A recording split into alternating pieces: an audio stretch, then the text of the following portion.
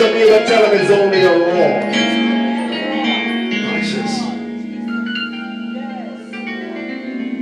Geography states that one of the another reasons that the enemy or the lion roars is because he uses it to summon help.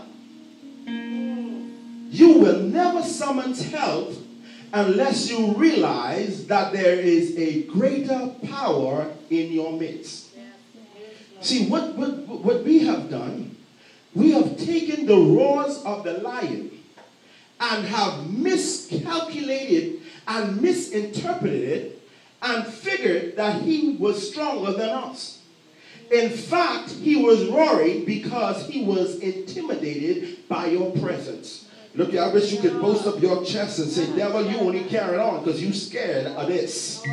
You scared of who in your midst. You scared of who in your territory. That's why I'm not afraid when I go to my cousins who are kind of smoking this and doing that and tooting this. I ain't afraid of them because they start to criticize me because they scared. They start to talk about you. You haven't noticed people always got something negative to say about you and you don't even understand. They only talking bad about you because they scared of who you can be. They intimidated about what the Lord is doing in your life. They are intimidated by what you can do and where you can go, and we get shimmery and scared, and all the while they are roaring because they are intimidated.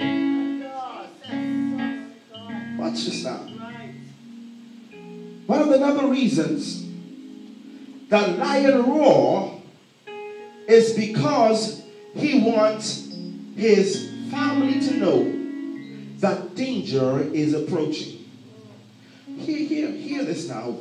What the Lord began to show me was that whenever the territory of a lion is breached, he roars so that others like him in his clan could come to where he is. Now God began to share with me that some of us have invaded the enemy's territory, but we left too quick.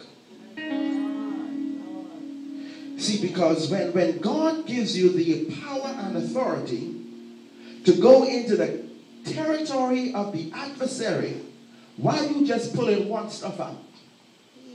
If you could have pulled something out, it means they didn't have the power to block you from pulling one thing. That's why on this occasion, when I am crossing over enemy territory, I am not just looking for my brother. I'm not just looking for what he stole from me, but I'm looking for what he stole from you and you. Because the enemy's roar, hear me now, because some of you have been going through this week and all you've been hearing is roars. But God was saying that the enemy was confirming to you that you are in the process of not just recovering it or some, but you are in the process of recovering all.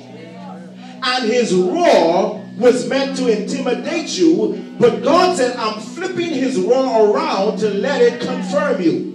Let it confirm that you have all power because the one who created the lion is inside of you. Watch this. This is what got me. Here. We have the power. But when the enemy roars, we tremble. When the enemy roars, we allow ourselves to be intimidated. Pastor, what you talking about? I'm talking about when you get in worship and you giving God a little tremble. When you get in studying, you giving the Lord a little tremble. And God is saying, what you trembling for? And I have given you the authority. We allow circumstances in life to cause us to tremble. Hear this, God. I know they was going to swallow this pill hard.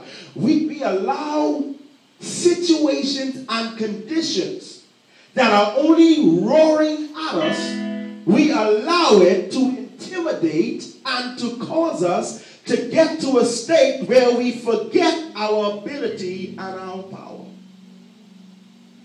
Watch what he says.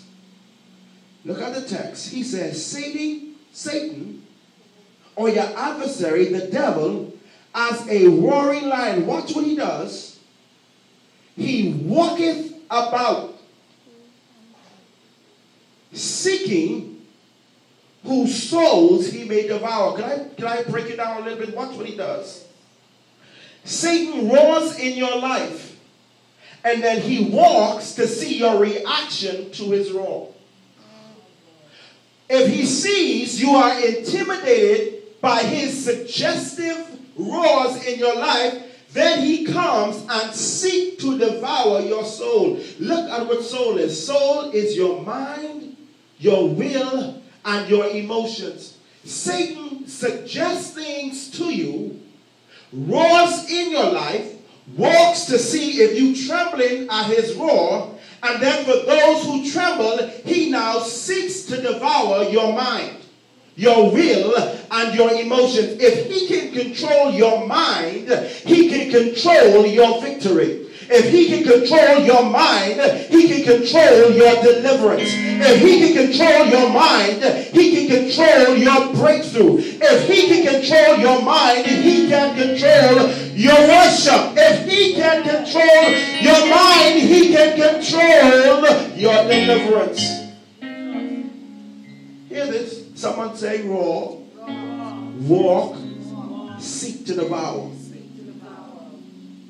So Satan does this in our lives. He comes with situations that are only a suggestive condition. Let me help you with that again. He comes to you when he roars. He gives you situations that are only suggestive conditions. Watch this. God began to show me that one of the key ways to intimidate an intimidator is to use the same strategy the intimidator is using. Let me break this down for you. Because a roar is just a loud burst of emotions. Watch this. God has also given you a roar. Your roar is worship and praise. The enemy's roar is suggestive conditions. Watch this. Whenever lions are fighting over territory, the alpha lion roars. The opposing alpha lion roars to outmatch the roar that was sent to intimidate him. So if Satan's key is to roar suggestive conditions in your life, your response is to roar back permanent fixation on faith. Here how it goes. God began to share me. God began to show us as I was in meditation. He was showing me an individual, and all of a sudden there was a loud burst of sound. And initially, in the first scene, the individual began to cower and to tremble. And then God erased it, and then God showed me a loud sound, but in this case, the individual arose and he began to release another sound. And the sound that he released was greater than the sound released